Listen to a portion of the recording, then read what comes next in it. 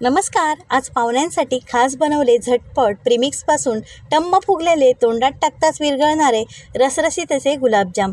2 packet म्हणजे 400 gram premix परातीत काढून हलक्या हाताने मिक्स करून त्यामध्ये गरम करून थंड केलेले दूध थोडे थोडे घालून हलक्या हाताने प्रीमिक्स मळून घेतले. नंतर मळलेल्या प्रीमिक्समधील छोटे छोटे गोळे घेऊन तळहातावर अलगद गोल फिरून गुळगुळीत गुलाबजाम बनवून घेतले.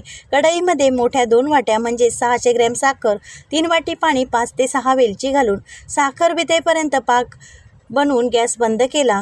कढईमध्ये आवडीनुसार तेल किंवा तूप घेऊन इथे मी तूप घेतले आहे. तूप एकदम जास्त किंवा एकदम कमी गरम करायचे नाही. मध्यम गरम झाल्यावर अलगद तयार करून घेतलेले गुलाबजाम तुपामध्ये सोडून सतत ढवळत खरपूस रंग बदलेपर्यंत तळून घ्यायचे.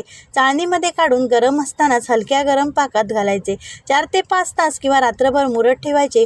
मस्तपैकी रसरशीत असे गुलाबजाम तयार. तुम्ही पण नक्की करून बघा.